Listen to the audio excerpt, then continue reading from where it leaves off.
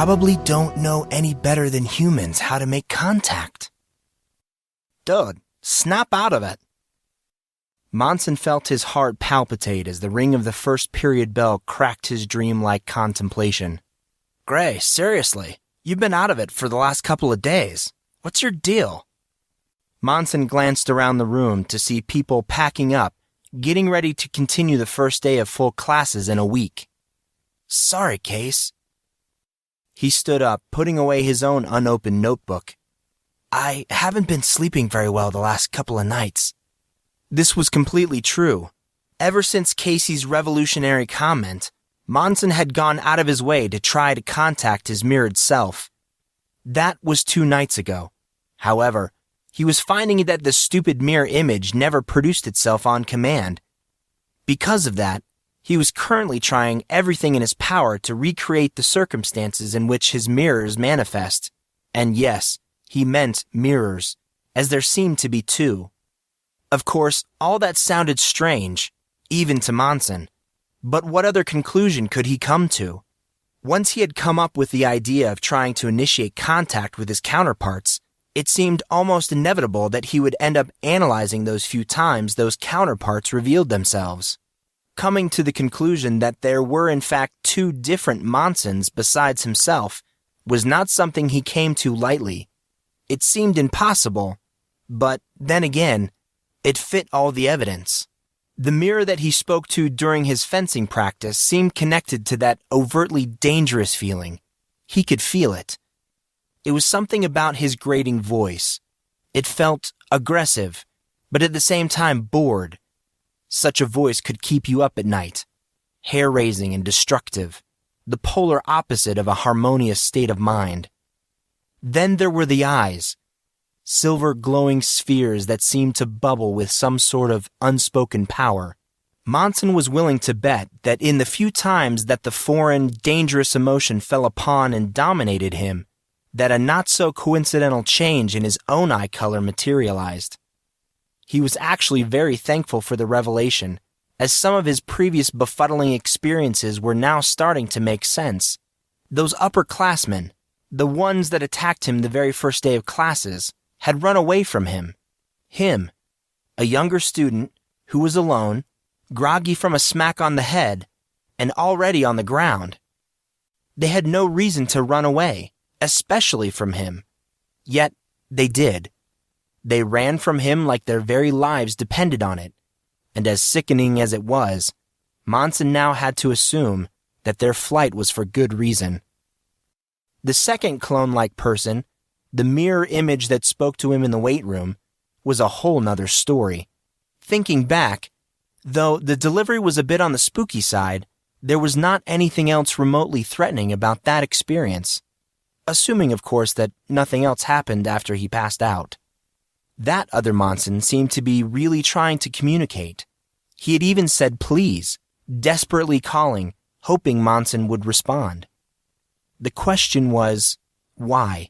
Why was this alternate personality, that was what Monson was calling it until further notice, trying to speak to him? What could they possibly have to talk about? Was that normal for dissociative identity disorder?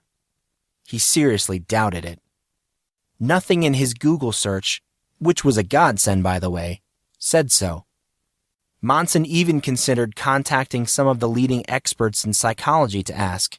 He was a Cornell University student after all. They would be dying to help him. That plan had some risks though. What if any of this got out? They would probably lock him up and throw away the key. And as fun as jail sounded, and really, it did, he was going to have to opt out of that one. He was far too pretty to be in jail. It was for this reason he decided to try and figure this out on his own in the late hours of the night, hence the dozing through class. Tonight, he would again try and contact his wraith-like relatives, but maybe he would start a bit earlier and try not to stay up all night. Even crazy people needed some sleep. You know, Grey, you really should go and see that hot school nurse that Arthur was all up in arms about. Casey waved absent-mindedly to a blonde girl Monson did not know. She could probably find you something to help you sleep. Yeah, that's just what I need, thought Monson. Drugs mixed with psychotic behavior. That's a Dateline special waiting to happen. The boys gathered their stuff, hardly noticing the black-suited man in the back corner of the room. Hey, Gray, do you think that guy's even alive? Dude, don't be ridiculous. Seriously, man, who can stand that still? The soldiers at Buckingham Palace in London are supposed to be able to stand for hours without moving. Artorius was also packing up his stuff. I would think that these guys should be able to stand for at least an hour. Both Monson and Casey gave Artorius a blank, hollow sort of look. Artorius scowled in response. Why do you guys act so confused when I know stuff? Monson and Casey glanced at each other and broke into laughter as they did. Artorius' scowl deepened. And why does it seem that you're always making fun of me? Artorius' ringing phone saved Monson and Casey the trouble of answering. His hand shot in his school jacket. Indigo. Casey wiped at his eyes, the diminishing traces of laughter dying out. Ah, good times. He returned his attention back to gathering his stuff. Come on, man. We better move it. Our master's is going to make us do push-ups again. Monson did not answer, but quickly put his school things away, ever so conscious of the suited man behind them. They did not resume their conversation until they were properly in the hall. Casey pulled out his phone, checking for RSS updates and news from various websites. They finally started reconstruction of Barty Bridge. Seems Christopher Barty gave them the go-ahead. He even said he would put up the money. Really? Monson leaned over towards Casey, glancing at his BlackBerry. That's pretty cool of him. Not really. Casey shook his head as he fiddled with the on-screen keyboard of the phone. It's not like he had much of a choice. If he didn't, they'd be losing billions of dollars in revenue from the mainland travelers who'd use it. Monson straightened up. I guess that makes sense. He threw his hands around his head, copying Casey's gesture. Money sure does make the world go round, doesn't it? You got that right. A thought occurred to Monson, one that was curious enough that he dropped his hands and leaned in again towards Casey. This sudden movement must have surprised Casey, as he took an unsure step away from him. Dude, what does Barty look like? Casey's eyebrows shot up in a perfect replica of Monson's signature expression. Why do you ask? Monson had to wonder if he always looked that stupid when he did it. He answered the question. Well, if he is one of the founders of the Barty conglomerate, then he was partners with my grandfather. Yeah, that's certainly true. Monson checked the immediate surroundings, just to make sure that no one was listening. Beyond that, I just wanted to see a picture of him. You know, maybe seeing his face will jog my memory. Well, I guess it couldn't hurt. Let's take a look. Casey pulled up a browser window on his phone. The home page of iGoogle loaded, and he tapped on the Images link of the search engine. Once that page loaded, he typed in Christopher Barty and tapped search on the mini keyboard. Many images came up, thousands in fact. Casey started choosing different ones at random. You know what's odd? Monson's head bounced from side to side. No, Case, what? Now that I think about it, I've never seen a picture of... You aren't going to find anything, Case. Apparently, Artorius was finally done with his phone call. Why's that? Casey sounded a bit befuddled. Christopher Barty hasn't been seen in public in like 10 years. Ever since his partner, who we now know to be Monson's grandfather, left the business. Monson and Casey gawked at the new information. What? Why? And how's it possible that someone that high profile hasn't been seen in public? It's actually not that hard to believe. Artorius had his eyes back on his phone. The Barty conglomerate is part investment company, part manufacturer, part wholesaler, part research and development firm, and part distributor. Yeah, the guy's loaded, but who isn't these days? I'm not, and neither is most of the world. Artorius scowled. You know what I mean, Grey. Barty isn't like the Oprahs of the world. He makes his money not on public exposure, but through actual business practices. Actually, I'd assume that a certain amount of discretion would be desirable. Monson harumphed. He guessed that Artorius' explanation was as good as any. What did he know about the business world? Still, the idea that there was not a single picture available made Monson very suspicious. It made him feel like Barty was hiding something. I still don't understand why you care so— Whoa now! Casey and Monson split apart as the pristine form of Ignace Ikeko came barreling around the corner, moving like a poltergeist running from a priest. Her appearance was immaculate, yet there was a definite and very real cloud to the silver lining of her state of mind. The girl was distressed, and it was painfully obvious. She halted, stopping just before she crashed into them. Whoa there, little darlin'. Monson grimaced. He hated it when Casey used that stupid accent. Better be careful now. Wouldn't want to have an accident now, would ya? Ignace shook her head, as if the thought of even speaking would cause her to lose her lunch. She stepped through them and left without saying a word.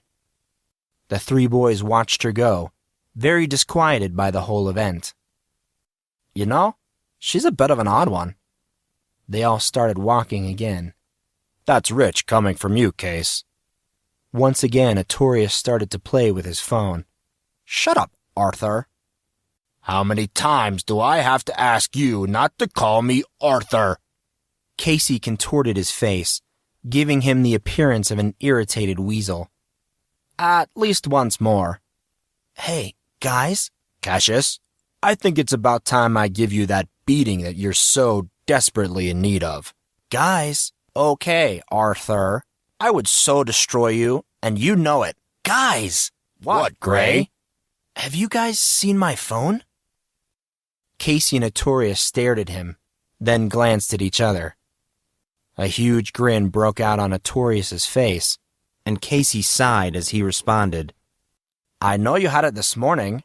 Remember I updated your firmware with the new Google operating system? Monson struggled to remember, but was finding it difficult, as he was awake, but not really present, as his mind was on other things. Are you sure you just didn't leave it in Miss Blake's class? Monson's lip dipped, and his head tilted. I suppose that's as good a place as any to start looking. You should stop messing around with that BlackBerry stuff, Grey. The iPhone is so much better. Just like Macs are better than PCs. Casey spun to face Artorius, sputtering indignantly. You really are a moron. There is no way that's true. Monson rolled his eyes. Not the Mac versus PC argument again. It was time for him to make his exit. He needed to find his phone. Guys, I'm going to run back to Miss Blake's classroom and see if I can find my phone. Artorius and Casey grunted, and then continued their argument, though Casey did yell after Monson. You'd better hurry, Grey. Professor Masters isn't exactly forgiving when it comes to being late. Monson threw up a wave acknowledging Casey's words. He ran back towards Miss Miranda's class.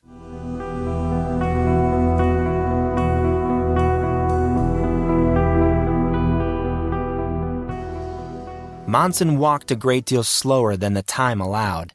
He was already on his way to being late to Professor Masters' class, which meant he would end up doing push-ups until he passed out. Ah, the joys of high school, he thought. He was just so tired. Maybe he would ditch and head back to his room, perhaps try to take a little nap. Maybe his other personalities would grow bored and make an appearance. Doubtful, but he could dream, right? Monson arrived at Mrs. Blake's classroom to find the door closed. Stupid. He should have expected that. There was probably another class in the room. He cursed his luck.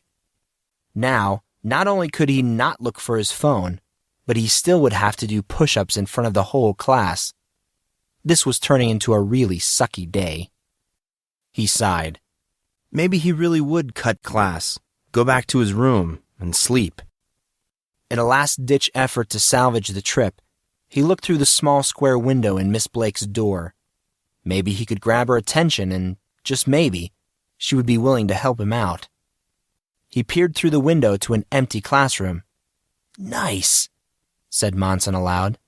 "Now I can search for my phone." He popped the door open and moved back towards his seat. He looked at the desk and around the immediate area. No cell phone. Now that was a problem. That phone was probably expensive. It was not like he had tons of money to replace it. "No, it's too early to give up," Monson thought. "Think. Where could it be? Okay, let's consider the possibilities." He knew that he had his phone this morning. Casey was sure of that. So, if he had his phone this morning, he knew that it was not in his room. That only left a couple of different options. One, he dropped it along the way from the barracks to the GM's dining hall, or from the dining hall to Miss Blake's classroom. Two, he left it in the dining hall, and it was in fact still there. Or three, he had left it in here, and someone picked it up. Would someone have stolen it? While the likelihood of someone in a rich school needing to steal a phone was remote, that was a prospect he would have to consider. He did have both Cyan's and Taurus's contact information in there. There were more than a few people that wanted to get their hands on those little tidbits of data, but becoming the victim of a klepto sure was a depressing thought. He did not want to automatically assume that one of his classmates would have stolen his phone.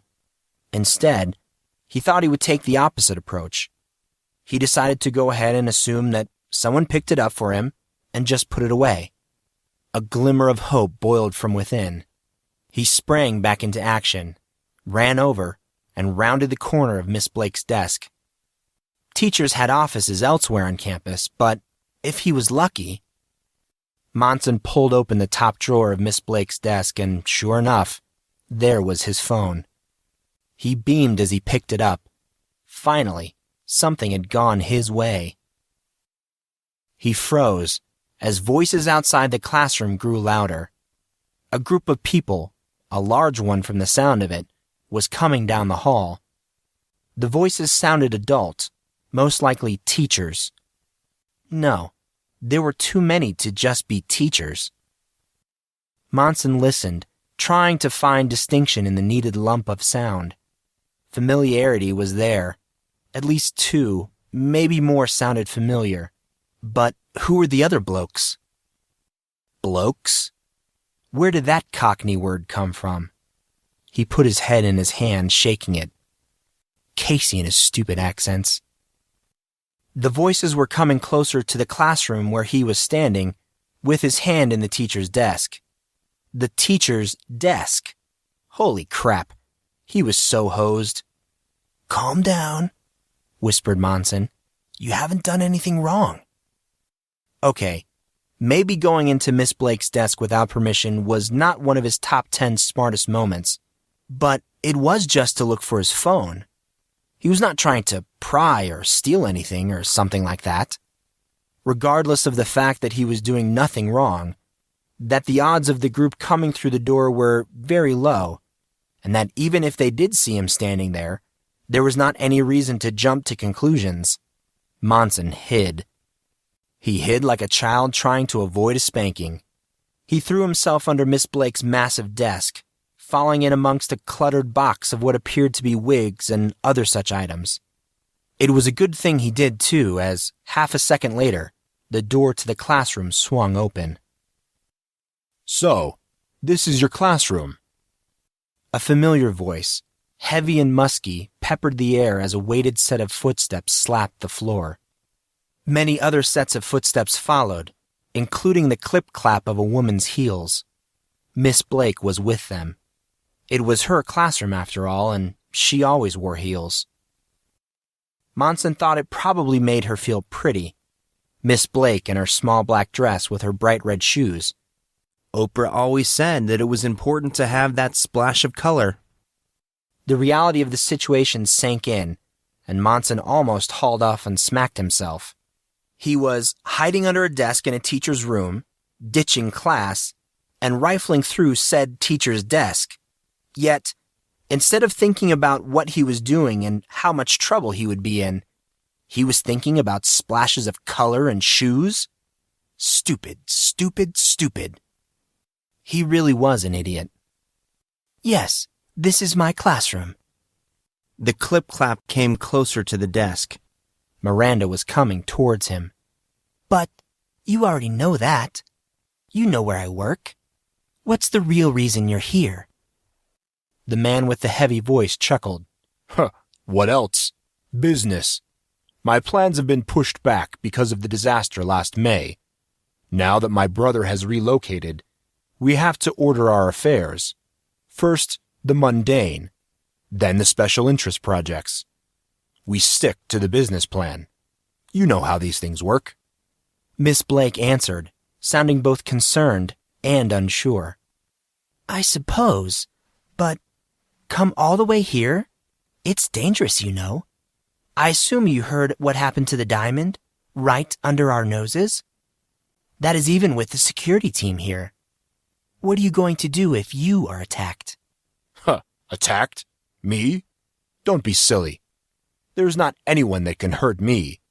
I'm at my peak. The man with heavy footsteps made his way towards the desk. You're at your peak? I find that hard to believe. The incident at the bridge left you weak, and you know it. That was then, my dear. You know what they say. He did not know why, but Monson thought the way the man placed a heavy emphasis on the word they was as if he was referring to another species. Time heals all infirmities. But enough about my health. Let me see your latest work. I'm excited to see what you've accomplished. As you wish, but we must hurry. The assembly is soon, and Miss Green is dying to meet you. Just let me get a few examples from my desk. I keep the various pieces in different locations, for obvious reasons. The clicking of Miranda Blake's shoes was like the sliding snap of a 12-gauge shotgun, pointed directly at Monson. He was screwed. Totally and completely screwed. She was going to catch him and flay him alive. Well, at least his appearance could not get any worse. Stop making jokes! Flashed through his head. Stocking-covered legs came into view as Miranda stepped behind her desk. She moved closer to the opening in a very ladylike way. She started to squat down, bending at the knees and leaning forward. Her entire body, minus her head, was visible now, but she was jittery, like she was under a huge spotlight. Nevertheless, a hand started to move very slowly, reaching towards Monson. He froze. Of course. Whatever the heck she was searching for had to be under the desk. His head fell to his knees. He was not sure how much more he could handle of all this. He closed his eyes and waited for the explosion that was surely to come. Nanoseconds turned into seconds. Seconds turned into minutes. Nothing happened. Did he dare open his eyes? What could he lose at this point? His eyelids lifted slowly, carefully moving the width of an eyelash. He was being melodramatic. He knew that, yet he felt inclined anyway, as he could not clear the image of Miss Blake reaching out a hand to touch scarred, cracking skin, or her staring in from the front of the desk. Ironically enough, he actually picked the one course of action that would make his situation go from bad to worse. If Miss Blake actually found him, best case scenario was him earning the title of pervert. Worst case scenario, never mind. He did not want to think about the worst case scenario. In a single moment of either bravery or stupidity, Monson was not sure which, he fully opened his eyes. He almost started to laugh. The situation was about the furthest thing from funny one could find. To reiterate, he was skipping class, in a classroom without a teacher, trapped under a desk, holding a technically stolen item. A thief and a pervert. That is what they were going to call him, a thief and a pervert. He wondered if he could land a jail cell with a window. Despite his apprehension, Monson actually said a prayer of thanks to that ever-so-elusive god. He counted 2 reasons to be thankful. First, he did not laugh. Praise them all, Allah, Buddha, Christ, Shinto, and every other one that he could think of. The second one was for the scandalous dresses sold at Express. Maybe he should write a letter to the CEO. Miss Blake was struggling, contorting her body like a snake on a pole. Monson watched in fascination as she dipped and undulated in her kneeling position, trying with all her power to obtain the ever-so-elusive object that lay just beyond her reach. This, however, was not the reason that Monson almost started laughing. Not in the least. His reasoning was much simpler and probably more than a little childish. He almost broke into mind-numbing laughter because of the obstacle that Miss Blake was currently facing while trying to search for the unnamed object, namely, her mode of dress. Or, better said, she could not find a way of bending over without flashing the group watching her.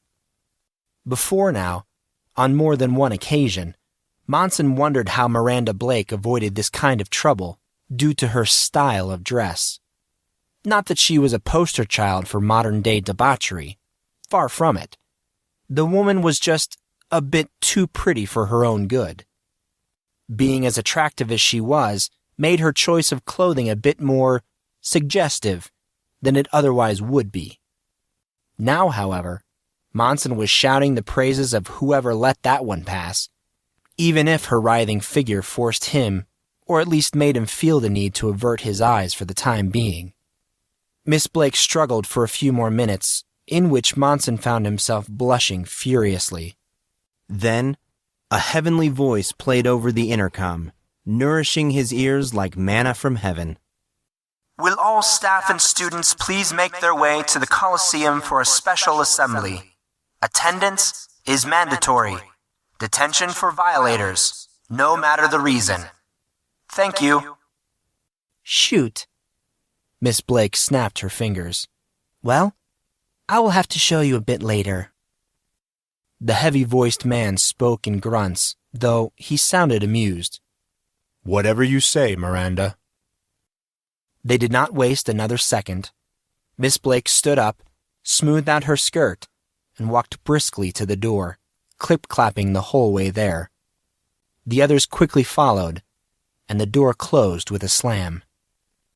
Monson let out his pent-up tension, but jumped the moment he did, bumping his head when his phone rang unexpectedly. He answered the phone, rubbing his head as he spoke. Hello? It was Casey. I see you found your phone. Monson rolled his eyes just as they started to water. Thank you, Captain Obvious. Do you have any more morsels of information for me, or did you just call to cite the obvious? Huh. You said obvious twice in one sentence. Casey? Chill, dude. I was just wondering where you were. So, I asked the question. Where are you? It's about that time. You're not going to want to miss this.